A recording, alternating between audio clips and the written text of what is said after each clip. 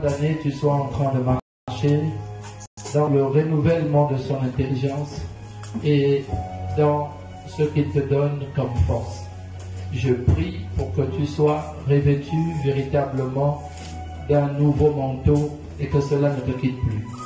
Que tu sois habité de force afin de ne plus regarder à tes faiblesses. Et que tu regardes à Dieu qui te tient par la main et qui t'emmène encore plus haut. Amen. Amen. Que Dieu vous bénisse abondamment. Amen.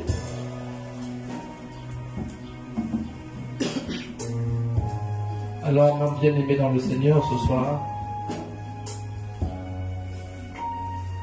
le Saint-Esprit m'a conduit à t'emmener dans un thème.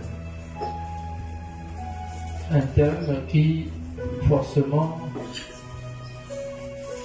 va te présenter l'état d'esprit dans lequel tu es, l'état d'esprit dans lequel tu abordes cette fin d'année, raison pour laquelle tu dois te lever, tu dois recevoir de Dieu force et courage afin de tenir jusqu'à la fin. Je prie que plus les jours avancent, plus tu ne sois pas dans la distraction. Ne sois pas en train de t'asseoir et en train de te dire c'est déjà fait. Même quand l'Éternel t'a donné sa parole que c'est fait, jusqu'à la fin, sois à ton poste. Beaucoup parmi nous ont souvent échoué parce que,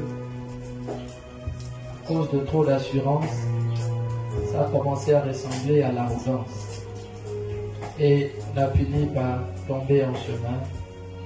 Et alors qu'on était proche du but, on a tout perdu. C'est comme si tu marchais avec une assiette. Je ne sais pas ce que tu aimes manger généralement. C'est comme si tu avais dans un plateau des choses que tu aimes. Et que, alors que tu t'apprêtes à rentrer chez toi, tu te retrouves au sol et tout ce qu'il y avait dans le plateau est à terre. C'est l'image que tu dois avoir. Tu es à 2 pas de la maison. Voici que tu tombes avec ce plateau. Tomber avec le plateau, c'est quelqu'un qui n'aura pas veillé. Tomber avec son plateau, c'est quelqu'un qui aura été distrait. Tomber avec son plateau, c'est pour quelqu'un qui n'écoute plus, qui ne voit plus et qui finalement est surpris par ce qui va se passer. C'est pourquoi nous verrons ce soir comme thème. C'est un thème bizarre. Tu vas quand même réussir à l'écrire. Le thème de ce soir s'intitule simplement Tiens bon, résiste et tu y arriveras. Je répète, ce soir nous verrons Tiens bon, résiste et tu arriveras.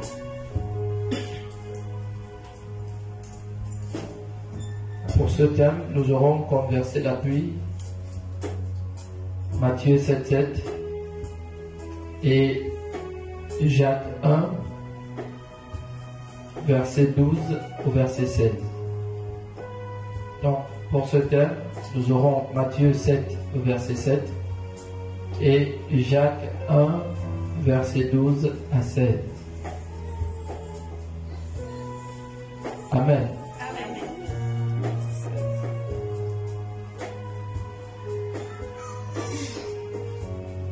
Alors, mon bien-aimé dans le Seigneur, vous allez remarquer que pour ceux qui travaillent, en ce moment, vous êtes vraiment tiraillés. En ce moment, César est en train de tout faire pour que tu sois à ton poste de travail. Il y a tant de travail. Il y a tant de travail. Il y a tant de travail. Et ça ne s'arrête même plus. Mais il y a tant de travail.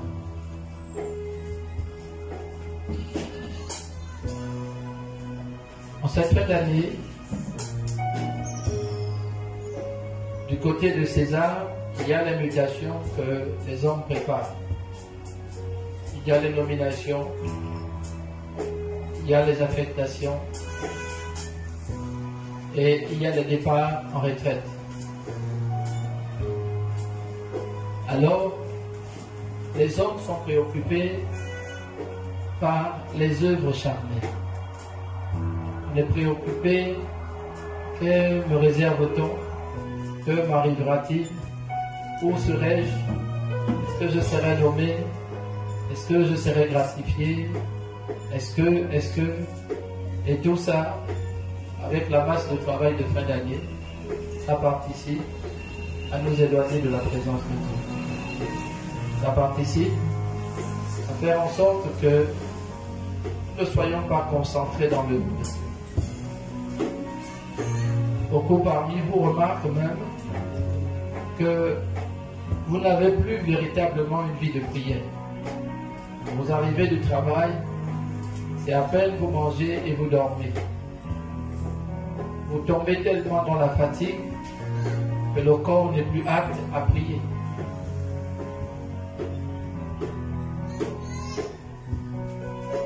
Cette fin d'année,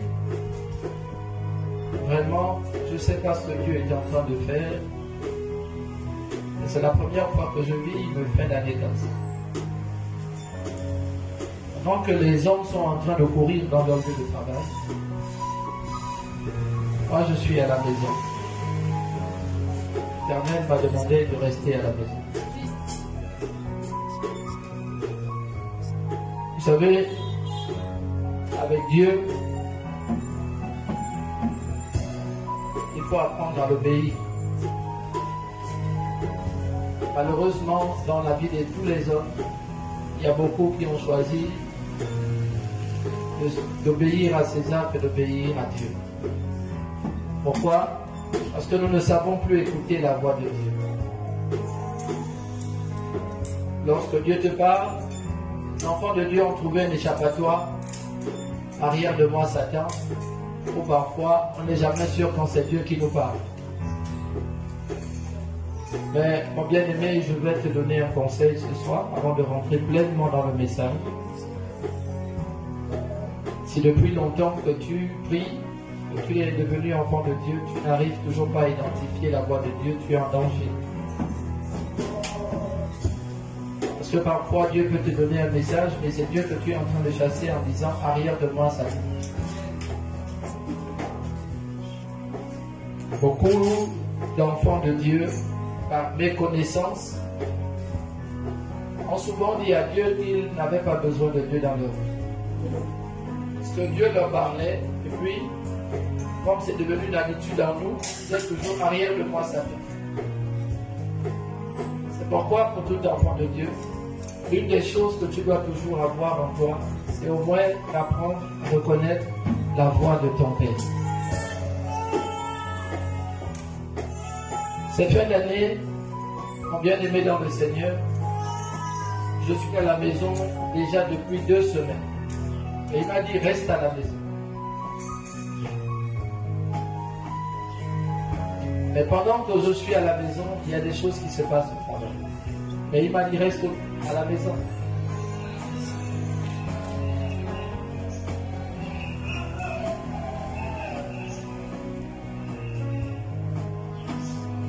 Les enfants de Dieu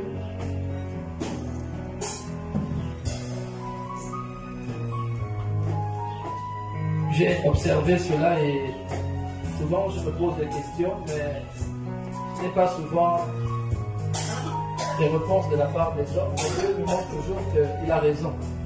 Pourquoi? Parce que les enfants de Dieu, vous allez remarquer que vous allez au boulot quasiment aux mêmes heures. Vous allez voir. vous êtes habitués, c'est chronométré comme ça. Vous partez au boulot aux mêmes heures. C'est-à-dire que vous devez vous réveiller depuis 5 h du matin pour ne pas arriver en retard. Et quand tu regardes l'heure à laquelle tu arrives au travail, c'est toujours entre 7h30 et 8h. Pour ceux qui sont au public et ceux qui sont au privé, c'est toujours entre 6h et 6h30. Vous allez voir que quand tu regardes ton horaire, c'est là où tu te situes. On est toujours en train d'aller au boulot assez tôt. Mais on ne sait jamais quand c'est Dieu qui veut qu'on aille tôt, quand c'est Dieu qui veut qu'on aille en retard.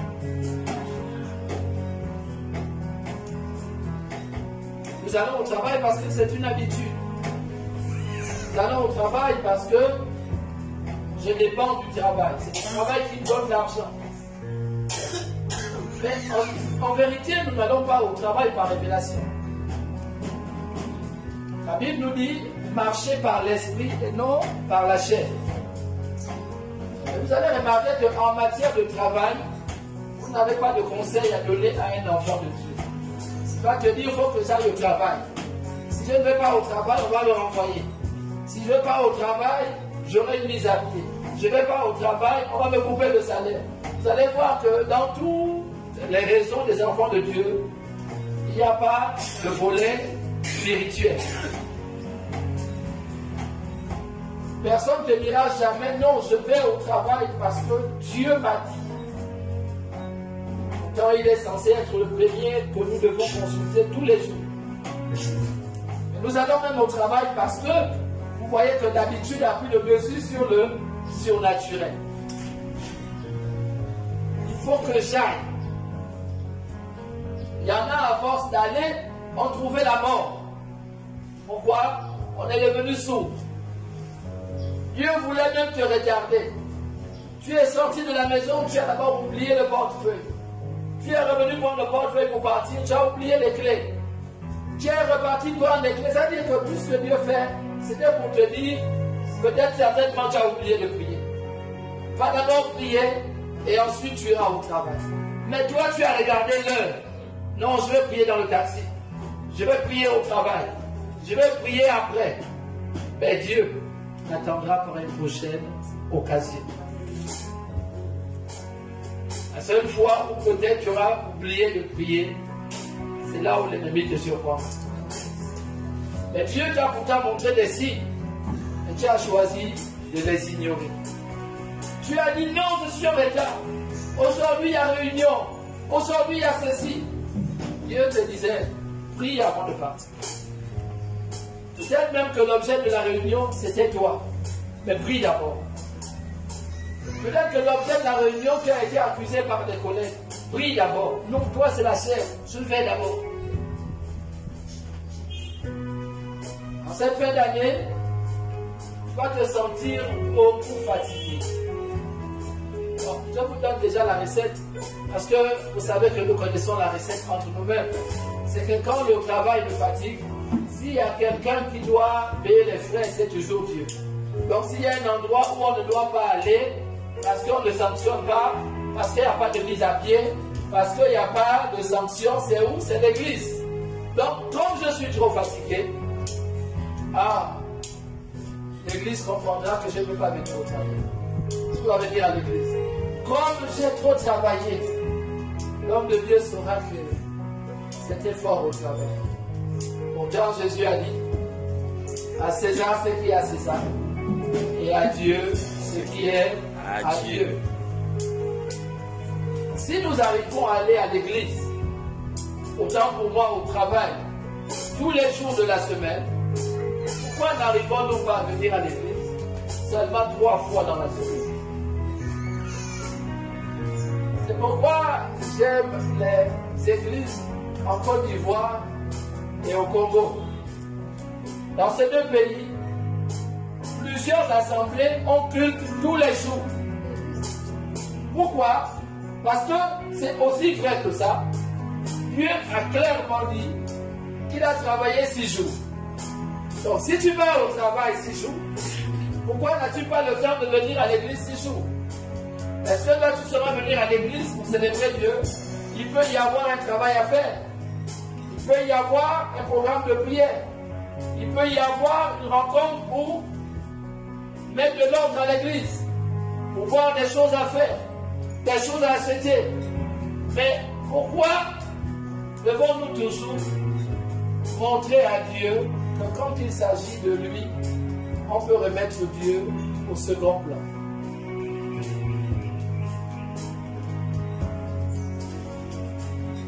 C'est pourquoi vous allez constater que dorénavant à l'église, c'est nous-mêmes les chrétiens qui avons triché.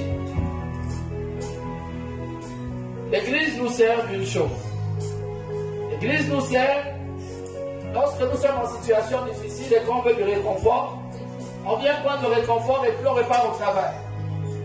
L'église te sert quand tu as besoin de prière, tu viens à l'église, on prie, tu repars au travail. Mais qui vient véritablement pour s'asseoir à l'église? Quels sont ceux qui, dans leur cœur, dans leur esprit, ont envie de s'asseoir à l'église? Vous allez voir que tous les chrétiens, si c'était la majorité des chrétiens, on est toujours préoccupé par les œuvres de la chair. On est préoccupé par nos programmes. On est préoccupé par les situations familiales. On est préoccupé par tout, mais sauf les histoires de vie. C'est pourquoi les chrétiens, quand ils ont découvert Facebook, ils ont découvert Internet, ils ont découvert la Bible numérique, ils sont devenus les plus heureux. Dorénavant, ils ont des logiciels, ils ont des applications qui leur donnent des versets chaque jour. Alors tu vas voir quelqu'un donner des versets, tu vas penser qu'il lit la Bible, alors que son téléphone l'envoie des versets chaque jour. C'est à l'église où on voit les gens tricher. C'est à l'église où tu vois des gens. Tu vas penser qu'il a une vie de prière. Non, c'est la Bible numérique qui lui donne des versets chaque jour. Mais s'il s'agit de lire la Bible, c'est trop compliqué de lire la Bible. S'il s'agit de prier 3 fois par jour, je vous assure, c'est trop compliqué. Nous n'avons pas le temps quand il s'agit de Dieu. Un Ivoirien qui a choqué un jour les gens disant, mais puisque Dieu c'est gratuit, est-ce que vous avez vu que tout ce qui est gratuit attire les gens? Ça n'attire pas. Si tu dis aux gens, venez creuser là, vous aurez 5000, ils vont venir. C'est vrai. Mais même quand tu invites les gens à l'église, est-ce qu'ils sont obligés de venir? Ils ne sont pas obligés. Pourquoi? Il n'y a rien de bon là-bas à l'église. C'est pourquoi les églises qui ont un peu d'argent, on fait maintenant des programmes avec un peu de nourriture et un peu de boisson. Parce qu'on a maintenant mis aux gens à l'esprit que Jésus t'appelle, mais viens, il y aura à manger. Jésus t'appelle, viens, il y aura à boire. Pourquoi? Parce que nous-mêmes aussi, nous avons mis à l'esprit que si nous voulons une grande église, si nous voulons remplir les églises, donnons aux gens un peu à manger. D'ailleurs, qui m'a dit une fois que même Jésus lui m'a donné à manger. J'ai dit, si tu peux savoir, quand tu lis la Bible, en 3 ans, Jésus a donné combien de fois à manger? Quelqu'un peut me dire? Une seule fois. 2 fois. En 3 ans. Ah oui, 2 fois la multiplication. N'est-ce pas, non? Dieu vous bénisse. Amen. 3 ans et demi de son règne sur la terre, Jésus a donné à manger aux gens 2 fois. Vous estimez que c'est suffisant? Charnellement, non. Mais pourquoi? Parce qu'il a dit lui-même, vous aurez toujours au milieu de vous des pauvres, mais vous ne m'aurez pas toujours moi. Est-ce qu'aujourd'hui nous cherchons encore à nous nourrir de la parole? Est-ce qu'aujourd'hui nous voulons encore faire des exploits? Nous sommes tous des chrétiens ordinaires.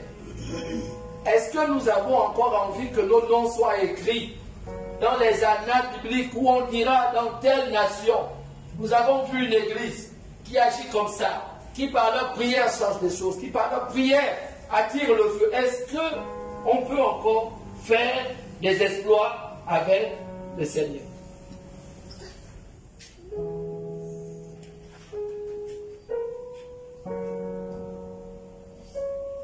C'est pourquoi l'Esprit de Dieu m'a amené à te dire, tiens bon. En ces temps de la fin, il faut tenir bon. Autour de toi, les choses sembleront toujours faciles à choisir, à décider. Les choses sembleront toujours évidentes. Mais Dieu te dit, en ces temps de la fin, tiens bon. Beaucoup viendront à côté de toi et te diront, ils sont aussi chrétiens. Non, tu n'es pas obligé de jeûner tout le temps. Tu n'es pas obligé de prier. Tu n'es pas obligé de méditer la parole. Mais pourtant, c'est dans la même Bible que Dieu nous dit, médite ce livre de la loi jour et nuit. Bien-aimés, on est tous chrétiens, mais nous n'avons pas tous le même fardeau. On est tous chrétiens, mais on n'a pas tous le même appel. On est tous chrétiens, mais on n'a pas le même ministère. Donc celui qui te conseille de faire comme lui, toi tu n'es pas obligé de faire comme lui. Nous avons vu ici 1 Roi 13. Le vieux prophète a dit au jeune prophète de laisser ça et de venir chez lui manger. Le jeune prophète a trouvé la mort. À force de toujours choisir la facilité, à force de choisir toujours ce qui plaît à notre chair, nous choisissons la mort. Mais Dieu t'interpelle ce soir en te disant, tiens bon. La dernière fois, il nous a donné l'image d'un athlète. Mais un athlète qui a couru et qui était proche de l'arrivée. Voyant l'arrivée, il a relâché les efforts qu'il a fait. En pensant que la course était terminée, il a levé les mains. Et pendant qu'il a relâché ses efforts, en croyant que la course était terminée, le deuxième est venu le dépasser. Voilà généralement ce qui nous arrive. Nous avons trop de garanties. Nous avons trop d'assurance. Finissons par penser que Dieu, tellement il me connaît, il n'a pas d'autre choix que de toujours me faire gagner. Non, Dieu a toujours le choix. On l'a dit, traiter durement son corps. En ces temps de la fin, sois en train de traiter durement ton corps. Ne sois pas en train de t'asseoir. Ne sois pas en train de dormir. Il y a aujourd'hui des gens qui dorment et qui dorment et qui dorment encore. Hier, j'étais choqué. J'étais en train de parler avec des gens. Et ce matin, j'ai vu quelque chose se passer. Quand quelqu'un doit prendre conscience, on n'a pas besoin de parler tous les jours. Tu peux parler tous les jours, mais toutes les paroles ne se ressemblent pas. Il y a une parole que tu sortiras qui va aller réveiller la vraie nature de la personne et qui va l'amener à faire des efforts. Pendant que tu avances, assure-toi de faire l'œuvre pour laquelle Dieu t'a appelé.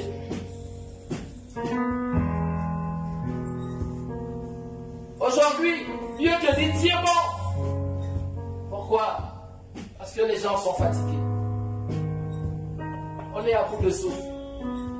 En cette fin d'année, il y a trop de choses, trop d'événements. Au travail, je ne m'en sors pas. Il y a la famille qui compte sur moi. Il y a les amis à qui j'ai promis. Mais la part de Dieu est toujours à côté. Et Dieu te dit, tiens bon. Pendant que tu es en train, toi, de voir la fin de l'année, le Seigneur est déjà en train de voir ta nouvelle année. Amen. Mais il dit lui-même clairement que nos voix ne sont pas ses voix. Amen. Nous pensons aux festivités, lui il pense comment nous allons démarrer l'année 2023. Amen. Tu es en train de voir la fin, lui voit le commencement. C'est pourquoi il est le commencement et la fin de toutes choses. Ne sois pas en train de voir toujours les mêmes choses. Les temps et les saisons, peut-être que tu les as oubliés. Dieu est au contrôle. C'est lui qui emmène vers nous toutes choses en son temps. Amen. Et la raison pour laquelle aujourd'hui nous sommes habitués à la facilité, c'est parce que nous ne voulons plus faire des efforts. Nous ne voulons plus connaître comment y arriver.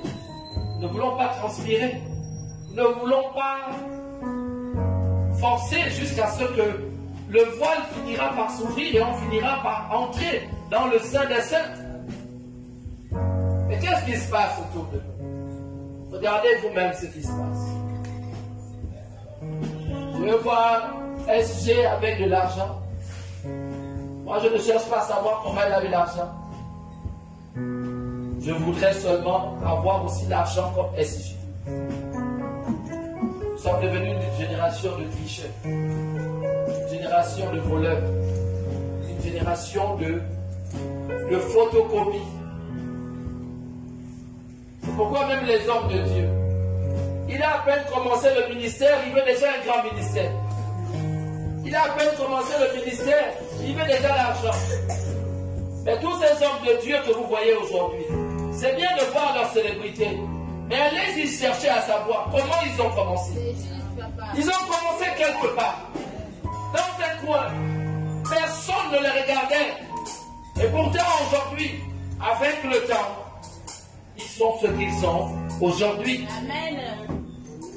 Vous regardez tous ces hommes de Dieu sur Internet. Ils ont eu un commencement avant d'être ce qu'ils sont aujourd'hui. C'est juste. Pourquoi? Parce qu'ils ont travaillé.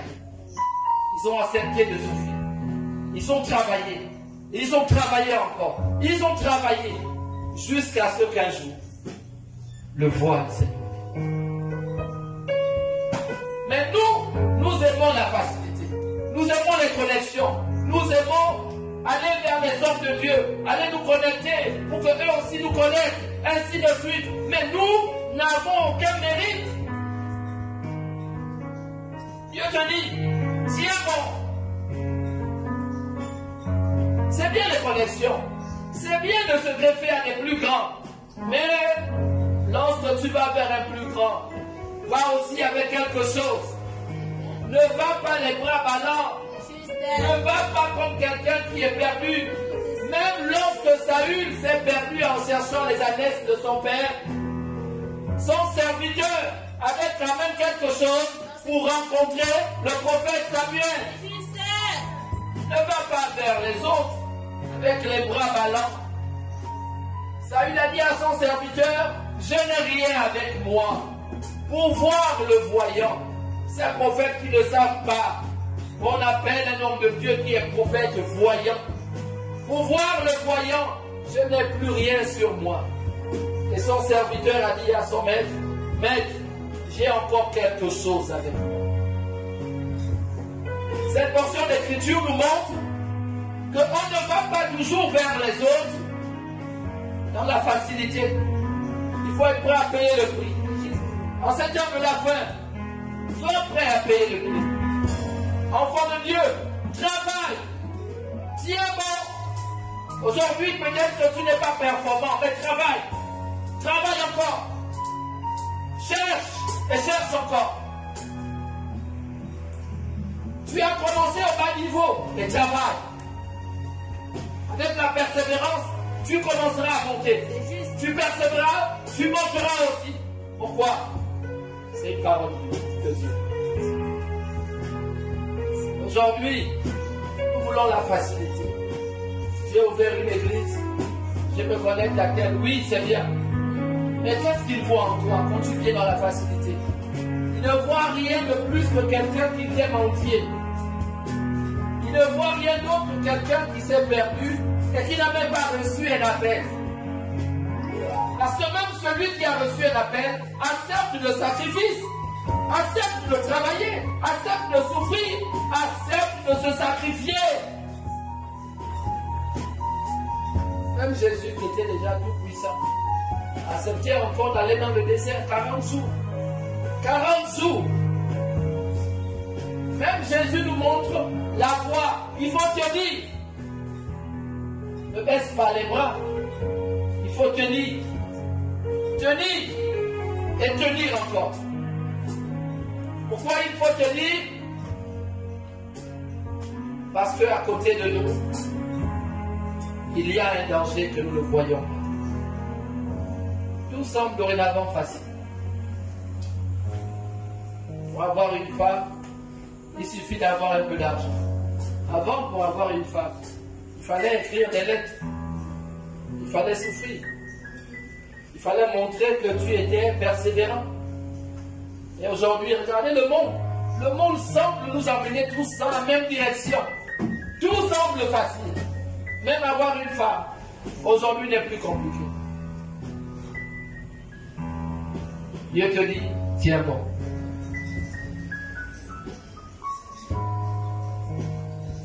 Tiens bon. Tiens bon. Résiste. Et tu arriveras. Résiste. Pourquoi? Parce qu'il y aura des moments où tu seras faible. Mais il faudra tenir. Résiste. Pourquoi? Parce que tous les jours ne vont pas se ressembler. Il y a des jours sans où on n'a même plus envie d'aller à l'église. Il y a des jours où on n'a pas envie de prier. Il y a des jours où on a envie de rien. Mais pourtant Dieu te dit, résiste. Il a dit à Josué, ne t'ai-je pas dit? Ne t'ai-je pas dit? Ne t'ai-je pas dit?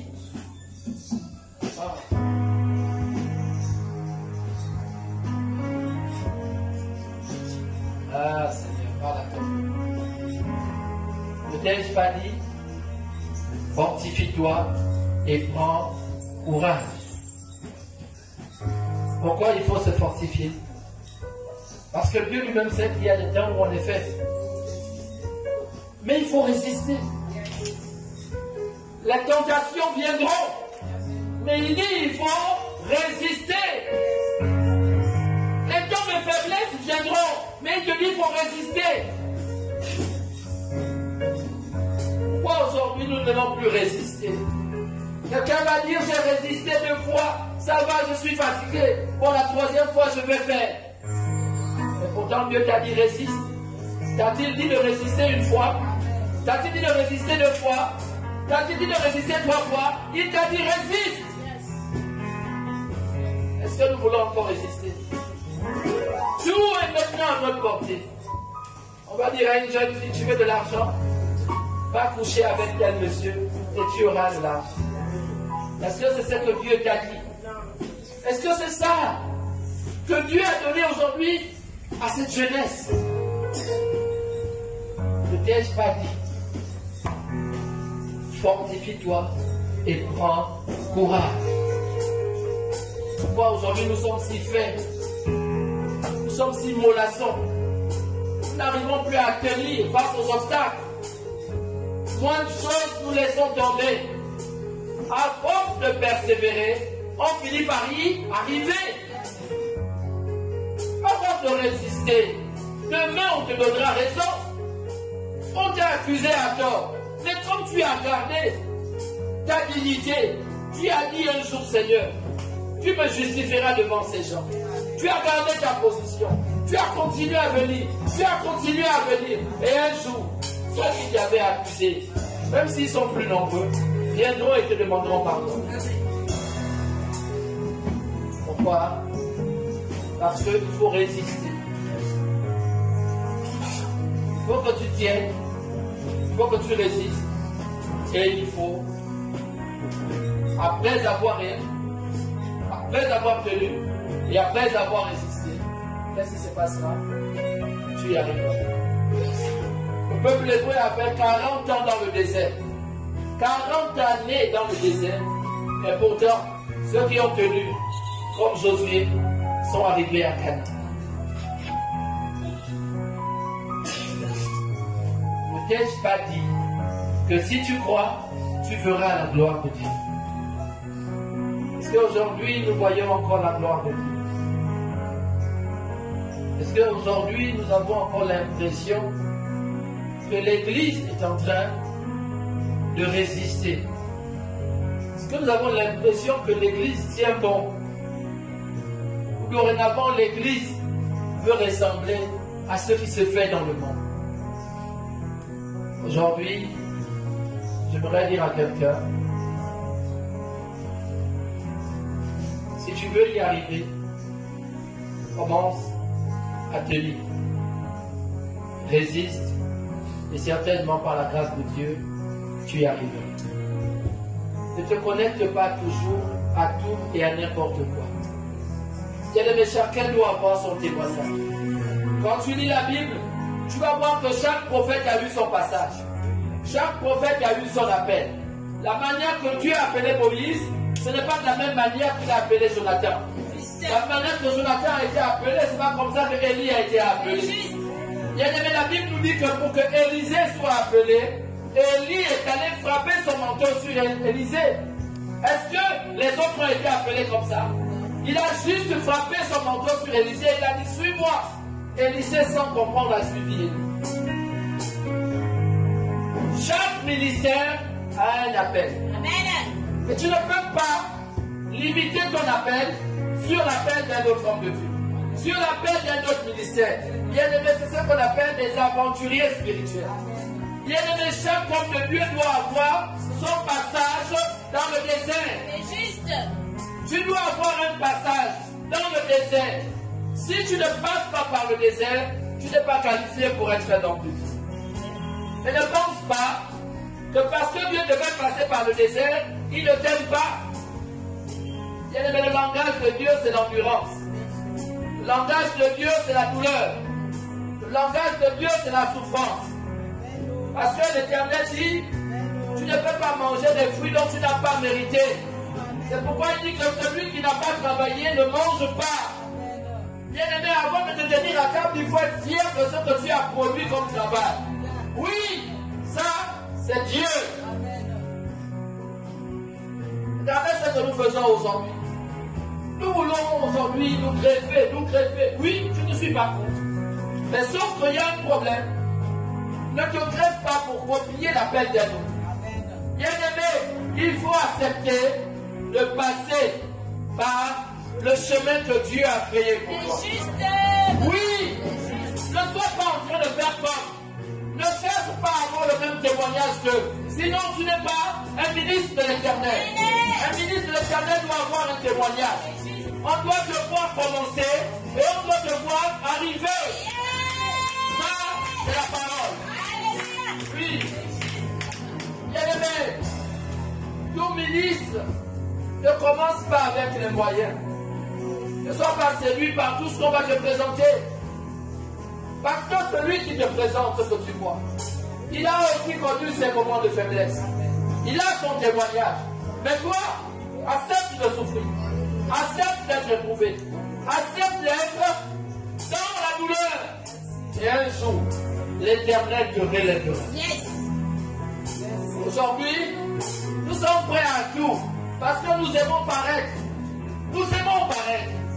Mais nous ne sommes pas prêts. Parce qu'après qu'on a fini de te faire paraître, il y a de toi-même, tu n'as pas appris à marcher. Donc tu ne pourras pas te tenir debout. Dès qu'on va te laisser, tu vas tomber. Ceux qui sont allés loin ont appris à marcher. Ont appris à affronter la difficulté. Ont appris à affronter la douleur. Ont appris le langage de la souffrance. Ne recherche pas la facilité. L'Éternel te dit, tiens bon. Tiens bon. Pourquoi? Il a dit certainement, si tu tiens, tu arriveras à la terre promise. Il a dit si tu tiens. Bien-aimé, quand Moïse a reçu le message de Canaan, Dieu ne l'a pas dit qu'il fallait passer par le désert. Dieu ne l'a pas montré le chemin. Dieu l'a montré l'arrivée. En voyant l'arrivée, il était content. Mais pourtant, sur le chemin, il y avait les géants. Il y avait les géants. Bien-aimé, le désert même, il y avait le désert, mais il y avait d'abord les géants. Ce peuple qu'il fallait aussi terrasser. Dieu ne l'avait pas dit ça. Quand il a envoyé les espions, la majorité des espions dit quoi à Moïse? Oh, là c'est mauvais. Les géants là, laissons tomber. Bien-aimé, ils te font montrer à Dieu que tu es préparé pour la mission. Que tu connais de quoi il s'agit. Que tu sais où tu vas. Que rien ne te fera reculer. Quelle que soit la difficulté, j'y arriverai. Ce sera dur. Il y a des jours où tu vas pleurer. Il y a des jours où tu voudras baisser les bras. Il y a des jours où tu voudras abandonner. Et l'Éternel te dit, tiens bon. Aujourd'hui, que sommes-nous en train de faire? Bien-aimé, ne cherche pas à ce que ton témoignage soit l'image de l'autre. Chacun de nous a un témoignage. Il y a des athlètes qui passent le temps à tricher. Et au bout d'un temps, ils payent cash. Ils tombent et ils perdent tout. Et il y a ceux-là pendant des années. Ils ont travaillé. Ils ont travaillé. Ils ont travaillé. Et au bout du rouleau, qu'est-ce qu'il a? Il a la couronne de victoire. Ne regarde pas seulement tes souffrances actuelles. C'est une erreur. Si tu n'as que le langage de la souffrance, tu passeras à côté. Tu vas dire, oh Seigneur, les autres sont bien, mais pourquoi moi? Anne te dira qu'elle avait sa rivale qui avait des enfants. Elle était pourtant stérile, mais pourtant, elle a rattrapé le retard de sa rivale. Anne a sacrifié Samuel, mais elle a eu 5 autres enfants. La Bible le dit. Elle a commencé pourtant bien tard. Mais pourtant, elle a rattrapé le retard de sa rivale. Pourquoi aujourd'hui nous ne croyons pas? Pourquoi aujourd'hui nous ne voyons pas? Pourquoi aujourd'hui nous n'entendons plus? Aujourd'hui, tout ce que nous avons, c'est parler de nos souffrances, parler de nos difficultés, parler de tout ce qui nous dérange. Mais il faut que tu sois éprouvé. Il faut que tu sois éprouvé. Bien-aimé, ne tombe pas dans le langage de la facilité. Est-ce que nous pouvons lire Matthieu 7:7?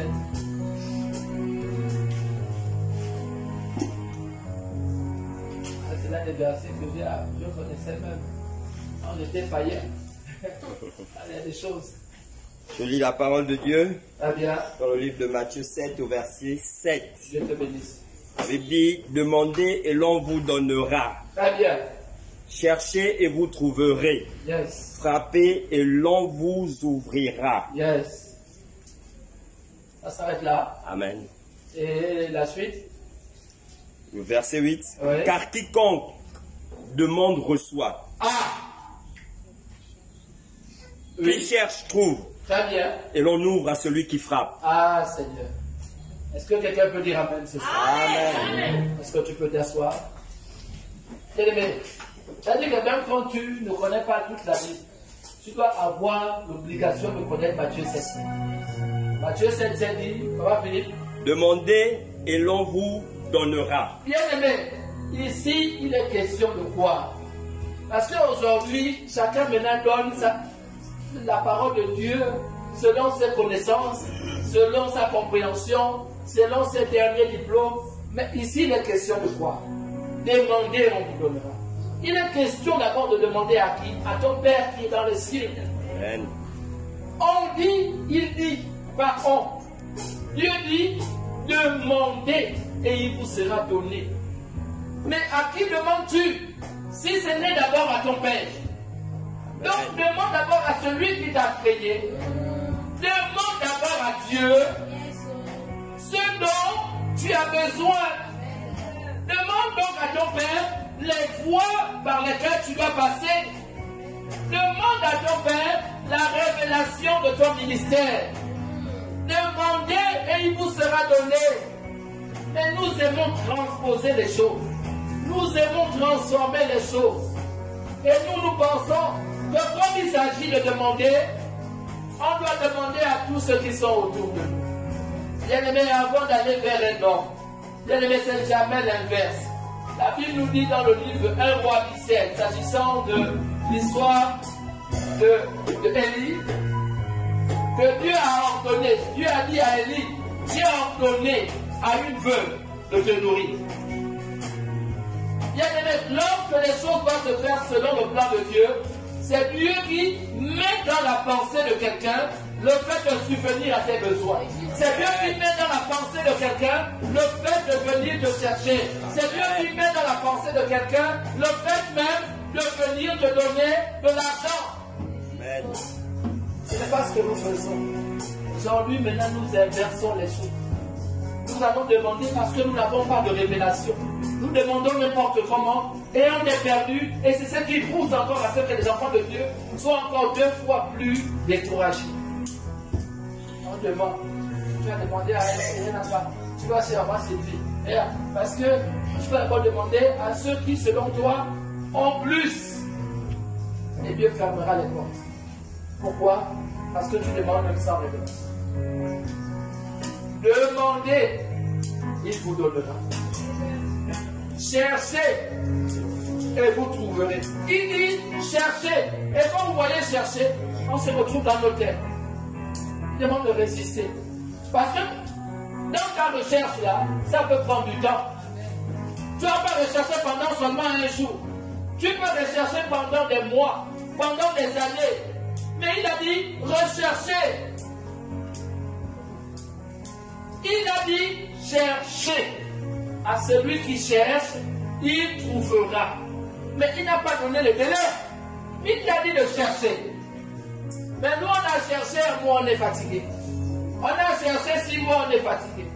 Donc ça fait 2 ans, ah non, là on ne peut plus. Non, là on baisse les bras, là je ne peux plus. Non, là c'est trop. Non, non, j'abandonne. Ça fait 2 ans, non, je ne peux plus. Il a dit de chercher. Il a dit, si tu cherches de tout ton cœur, il se laissera trouver. Waouh, ça c'est une partie qui m'a choqué. Il dit, si tu cherches de tout ton cœur, il se laissera trouver. Il n'a pas dit, si tu cherches de toutes tes forces. Voilà ce que nous mélangeons. Nous faisons des efforts tous les jours pour obtenir quelque chose. Et il a dit, c'est en vain. C'est en vain que chaque jour, vous êtes en train de faire tout ce que vous faites. C'est en vain. Il a parlé toujours du cœur. Il a dit quoi? De chercher. Avec quoi? Le cœur. Mais tu cherches avec le cœur. C'est quelqu'un qu'on ne voit pas. Tu cherches Dieu avec ton cœur. Avec un cœur sincère. Cherchez et vous trouverez. Cognez et l'on vous ouvrira. Bien-aimé, même dans la chair, on ne va pas cogner chez n'importe qui. Tu vas voir que même pour cogner sur la porte de quelqu'un, Dieu te mettra à cœur une maison. Ça dit, tu as marché. Tu as marché depuis longtemps, même pour demander l'eau. Il y a des endroits où on ne te donne pas de l'eau. Mais il y a un endroit où Dieu va te dire, arrête-toi là. Donc tu ne sais pas pourquoi, mais il te dit arrête-toi là. Et quand tu vas t'arrêter, tu vas décider que je peux avoir un peu d'eau. On va te donner de l'eau avec rapidité, avec précipitation. Pourquoi? Parce que même eux-mêmes, ils priaient quand même pour que même une personne, tout au long du mois, s'arrête quand même chez eux pour demander de l'eau. Bien, mais il y a des maisons où les gens prient pour recevoir. Il y a des maisons où les gens prient pour dire, mais envoie-moi travailler maintenant pour que je bénisse. Plus qu'aujourd'hui, quand les gens vous donnent l'argent à la route, vous avez maintenant peur, oh, c'est la rose quoi. Donc il est chez lui, il prie. Est-ce que ce mois-là, cette année-là, Seigneur, l'année terminera sans que j'aide quelqu'un, sans que je participe à sa vie, à le bénir. Il y a des gens qui font cette prière. Et quand tu le trouveras devant sa maison, il dira gloire soit rendue à Dieu. Il te bénira et après même, tu ne reconnaîtras même pas la maison. Ça, c'est Dieu. Il dit, cognez, cognez, et vont vous ouvrir. Avant de faire confiance à la chair, cogne d'abord à la porte céleste. Dis Seigneur, depuis tant d'années, je continue à te chercher. Mais tu ne te laisses pas trouver. Père, je continue à persévérer. Mais si seulement tu trouves le moyen, Seigneur, d'ouvrir la porte, alors je serai avec toi et tu seras avec moi. Bien aimé, il s'agit d'abord de tout ce qui est spirituel. La Bible n'est pas un livre pour les hommes ordinaires. Excusez-moi de vous le dire. La Bible est un livre pour des gens qui sont prêts.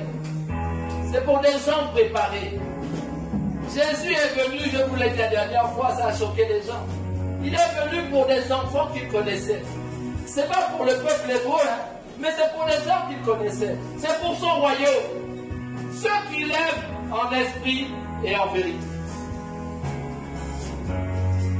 Un grand homme de Dieu au Congo, le révérend Bakani, il a dit ceci un jour, et ça a choqué les gens. Il a dit c'est pourquoi il sera demandé à cette génération actuelle, cette génération de tricheurs, des comptes devant l'Éternel. Yes. Est-ce que comme tu vois aujourd'hui comment notre génération fonctionne, il n'y a pas de quoi être fier. Il n'y a pas de quoi être fier. On ne sait pas comment avancer avec l'œuvre de Dieu. Lui, il a vu une église commencer.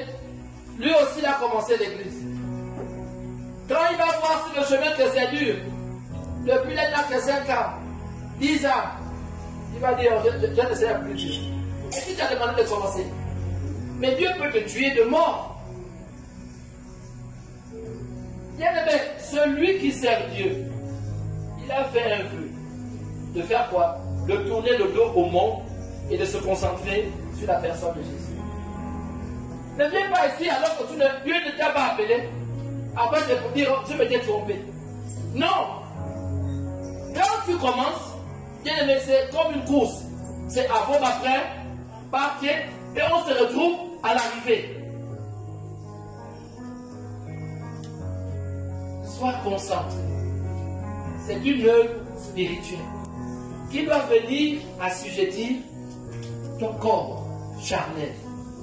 L'esprit va prendre le dessus sur ta chair. Quand la Bible dit, l'esprit est bien disposé, la chair est faible. Si tu viens servir Dieu pour toujours suivre ta chair, il ne faut pas commencer donc.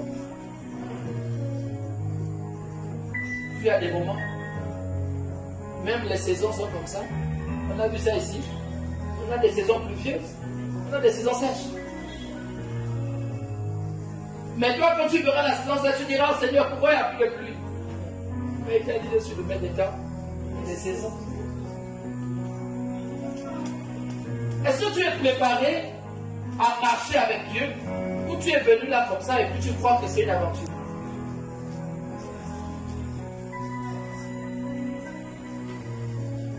On peut lire le livre de Jacques 1, versets 12 à 16. Je lis la parole de Dieu dans le livre de Jacques 1, à partir du verset 12.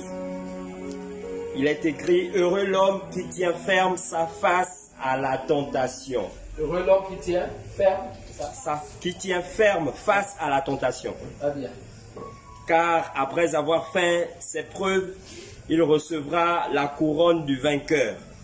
Ah bien. La vie que Dieu a promise à ceux qui l'aiment.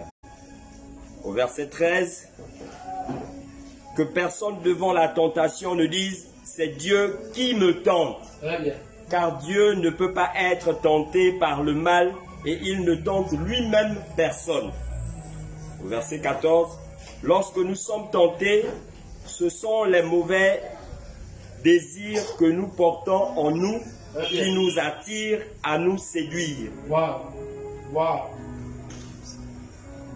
Au verset 15, puis le mauvais désir conçoit Le péché. et donne naissance au péché. Yes. Et le péché, une fois parvenu à son plein développement, engendre la mort. Au verset 16, Wow. ne vous laissez donc pas égarer sur ce point, mes chers frères. Amen. Amen. Est-ce que mon fils, tu peux lire ça verset par verset? Amen. On peut commencer par le verset 12. Amen. Fort, c'est fort. Verset 12. Oui. Heureux l'homme qui tient ferme face à la tentation. Bien aimé, Dieu nous demande ici dans ce thème de tenir bon. Et Jacques nous dit, il nous répond clairement, heureux soit l'homme avec grand H, donc c'est homme et femme, qui tiendra ferme face à la tentation. Bien aimé, quand tu tiens ferme, quand tu tiens face à tout ce qui se passe autour de nous, quand tu tiens ferme face aux faiblesses, tu tiens ferme face à la tentation, face aux colères, face à tout ce qui vient de distraire, Dieu te dit clairement, il dit quoi? Tu auras la couronne De vainqueur. C'est ça? Oui. Donc le vainqueur est déclaré vainqueur. Il a une couronne, il a une médaille. Vous allez voir à la finale de la Coupe du Monde là, le vainqueur de la finale, il aura la coupe. Symbole d'avoir persévéré toute la compétition, il aura gagné tous ses matchs. Et après avoir réussi tous ces matchs, on lui donnera la Coupe du Monde. Même le monde, est-ce que le monde ne vous parle pas? Ouais. Il faut tenir. Les deux équipes qui vont s'affronter en finale, ils ont tenu. Chacun d'abord dans leur groupe.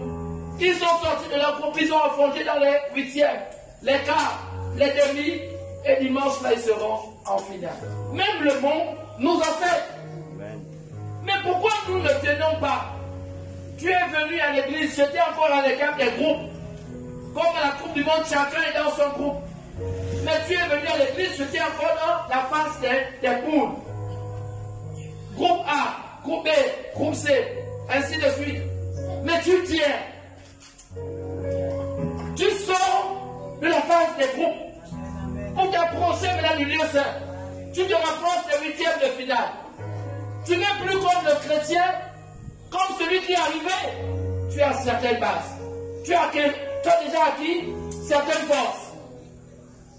Tu réussis à te qualifier au huitième de finale, tu es en quart. Tu te fais te t'approcher du clergé. Tu te fais te montrer que tu es disposé. Tu seras nommé, tu auras des responsabilités dans un département. Tu commences à monter. Tu n'es plus un simplement. Tu vas sortir des quarts pour la demi-finale. Là encore, tu ne fais que te rapprocher. Mais nos rapports avec Dieu sont également comme une compétition. Nous commençons tous dans le tronc commun. J'ai aimé ça à l'université. On est tous le tronc commun. Et quand on sort du tronc commun, chacun va venir dans les spécialités. Le tronc commun. Tu es passé par là. Mais là aujourd'hui, tu peux te spécialiser dans un domaine bien précis. Oui, papa.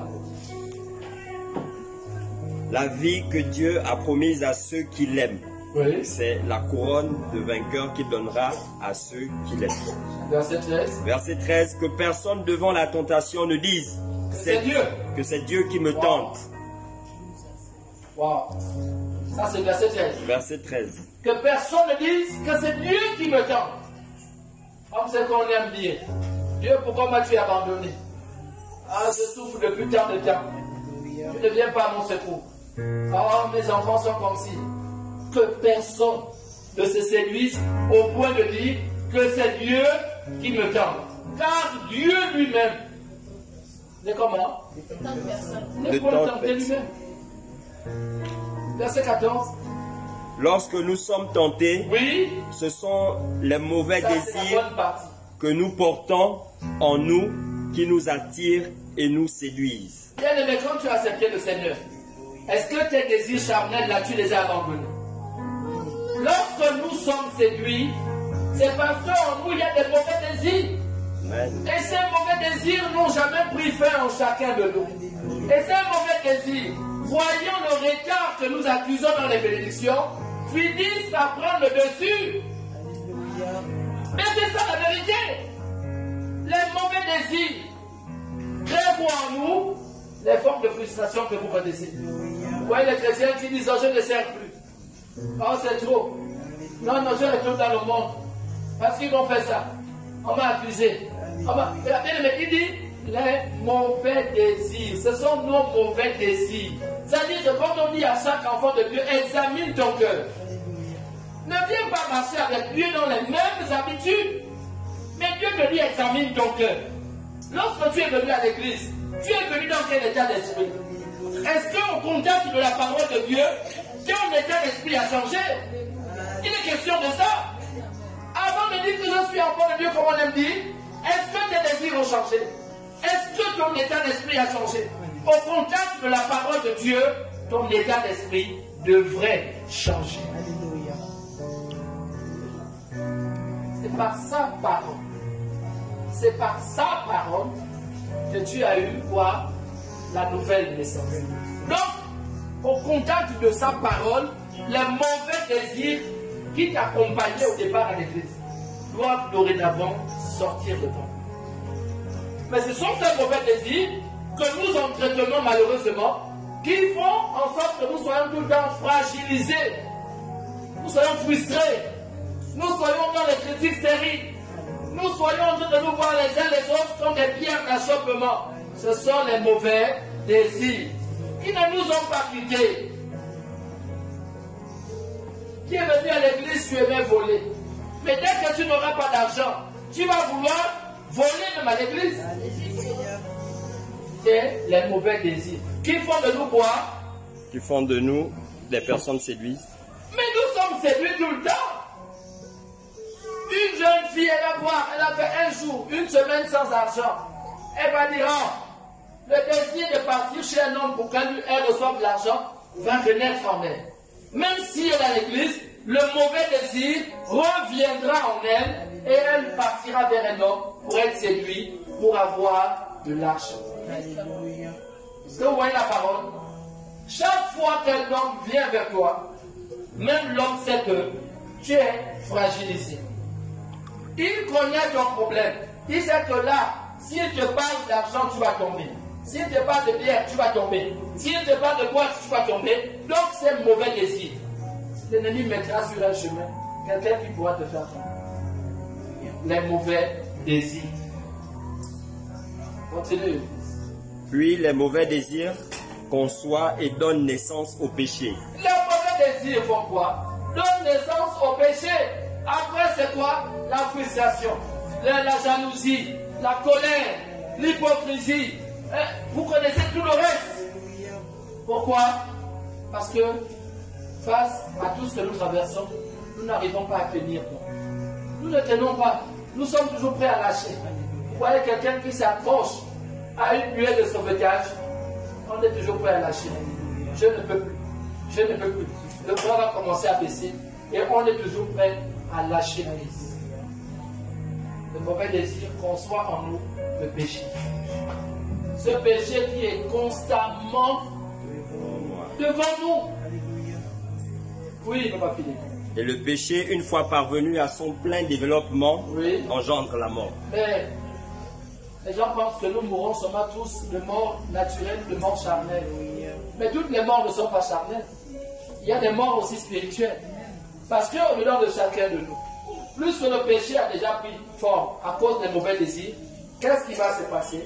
Qu'est-ce qui va se passer? C'est que, merci, plus rien de bon ne sort de nos cœurs. Plus rien de bon ne sort de nos cœurs.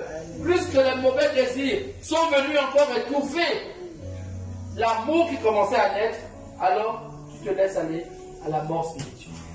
L'amour va disparaître de toi, la compassion sortira de toi, la paix sortira, la joie partira et toutes les fruits, toutes les vertus que l'Esprit t'a données partira. Pourquoi? Parce que dorénavant, les mauvais désirs qui ont engendré le péché t'ont conduit tout de suite à la mort. C'est terminé. Verset 16. Oui. Ne vous laissez donc pas égarer sur ce point, mes frères. Ne vous laissez pas égarer. C'est pourquoi il faut tenir bon. Il faut tenir.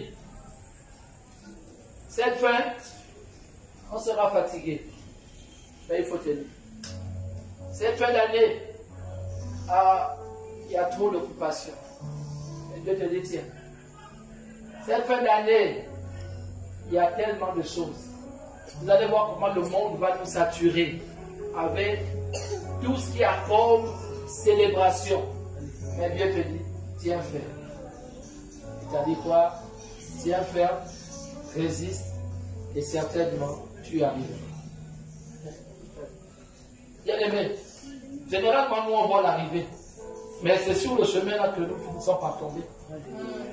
C'est sur le chemin, parce que sur le chemin on ne savait pas qu'on devait franchir tous ces obstacles. Tu es content de sortir le matin, mais tu ne savais pas que ça devait être compliqué. Et sur le chemin, tu vas te rendre compte que non, mieux j'arrête. Beaucoup de gens aiment le mariage. Ils ne savent pas combien de fois le mariage est compliqué. Ils se font arrêter à voir le mariage à la célébration. On aime comment on organise le mariage. Oh, le coutumier. Oh, le civil. Ensuite, bénédiction nuptiale. N'allez pas vous faire bénir si vous n'êtes pas prêt.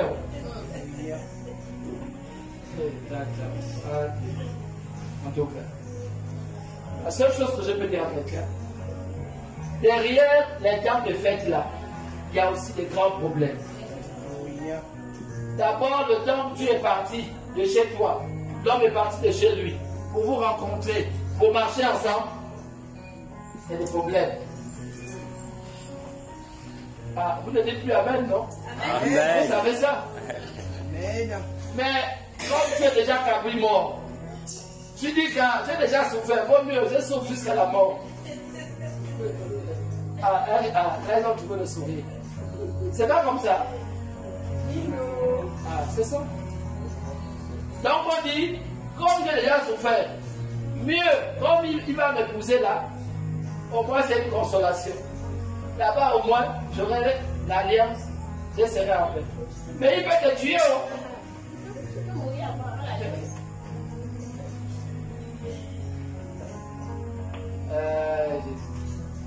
Il faut tenir face aux tentations. Il faut tenir face aux difficultés. Tiens face au Congo ça. Dans ta société, tout le monde n'est pas obligé de t'aimer. Est-ce que Dieu ne t'a pas dit que lui déjà il t'aime? Mais si tu as un soutien de gars comme Dieu, pourquoi tu es en train de demander l'amour des hommes? Tu es toujours dans les petites choses. Oh, ils m'ont dit. Oh, ils m'ont encore parlé comme ça aujourd'hui. Ah non, là je ne peux plus. D'abord le travail, là je vais arrêter. Quand tu vas arrêter, quelqu'un d'autre ira embaucher. Aussi simple que ça. Tu vas arrêter à cause de comme ça. Quelqu'un d'autre va prendre ta place. Alors Dieu te dit, tiens bon. Accroche-toi. Et quand les gens qui te critiquent verront que tu as tenu, même ceux qui te critiquent vont dire respect. Mais tu ne sais pas ce que ça fait lorsqu'un ennemi qui a participé à vouloir te détruire vient reconnaître que tu es quelqu'un de fort. Alléluia. C'est nous qui aimons la facilité. Mais sinon, quand tu lis toute la Bible ne nous a pas promis la facilité. La Bible nous a promis la bénédiction, mais pour acquérir la bénédiction, il faut passer par la difficulté.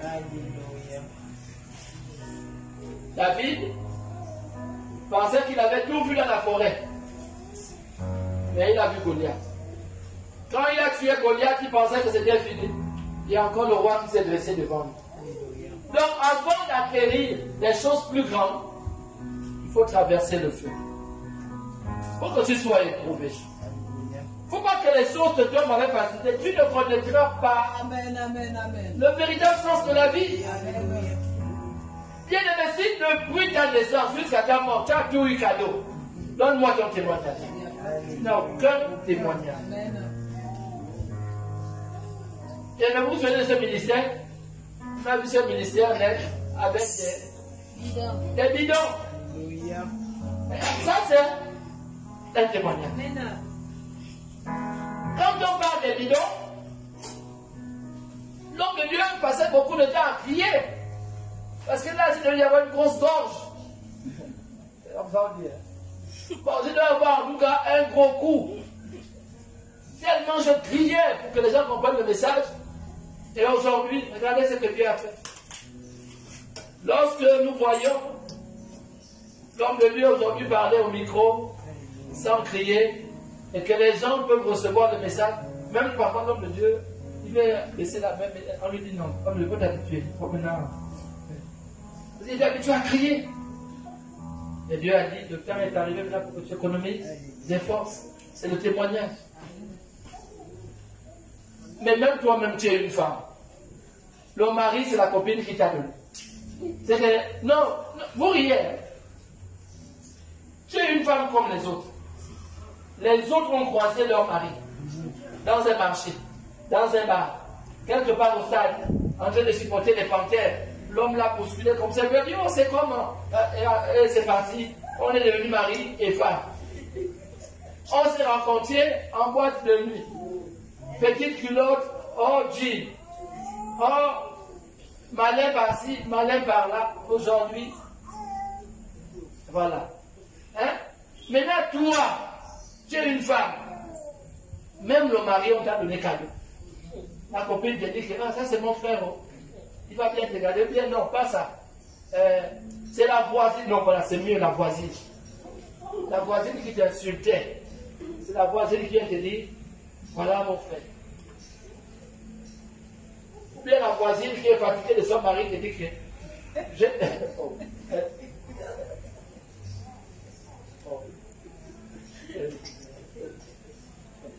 Amen. Amen. La voisine est fatiguée, elle te dit que prends maintenant son mari. Et là, on dit que là, c'est vraiment, c'est pire que la malédiction. Donc, la voisine, elle vient encore te dire que prends le mari, parce que tu es dépassé par la vie. Voilà, merci. Bien-aimé, le langage de Dieu pour nous. Lorsque nous avons péché dans le jardin d'Éden, lorsque nous avons été expulsés du jardin, c'était pour une seule chose. On doit tout faire dorénavant pour récupérer ce que l'ennemi nous a volé. C'est ça. Et pour récupérer, ce n'est pas facile. Il ne va pas te tendre ce qu'il t'a volé. Attends, tu as vu un voleur te dire que, mais demandez à essayer comment ils passent les voleurs là-bas. Et là, pour qu'il te rende ce qu'il a pris, il faut un combat. Il faut la force. Il faut la détermination. Il faut tenir et il faut résister. Bien-aimé, Dieu nous a donné la terre, mais la terre nous a été arrachée par Lucifer. Donc, dorénavant, tout ce que nous devons avoir doit se passer par l'épreuve de force. L'épreuve de force. Tu dois te dire, ce monde appartient à qui? Aux violents. Il faut tenir. Il faut résister. C'est pas toi qui dis, oh, je me suicide. Je me suicide. Il y a une autre chose. Vous aimez les choses faciles. Je me suicide. Je ne peux plus. Dieu te dit, résiste. Tiens bon. Et certainement, à la fin, tu auras la couronne de vie. Alléluia. Amen. J'aimerais dire pour terminer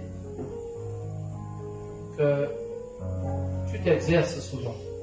Pas n'importe comment, mais que tu exerces ton cœur à être soumis aux épreuves difficiles. Et là, tu commences à voir, est-ce que je supporte? Avant, tu ne supportais pas quand on t'insultait. Et puis, regarde maintenant au fur et à mesure que le temps passe. Est-ce que je... Ah, c'est mieux. Voilà. Exerce ton cœur. Exerce ton cœur à encaisser, à supporter, à endurer. Et à la fin, tu verras comment Dieu mettra à tes pieds tous ceux qui ont passé longtemps à se moquer de toi.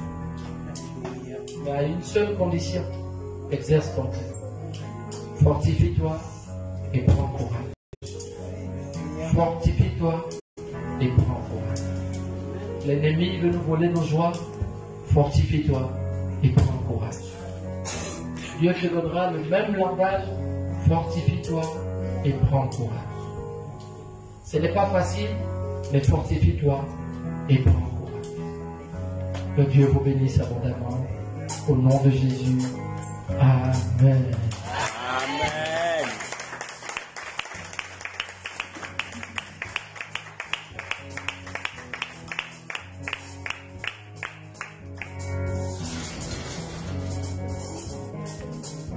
Amen.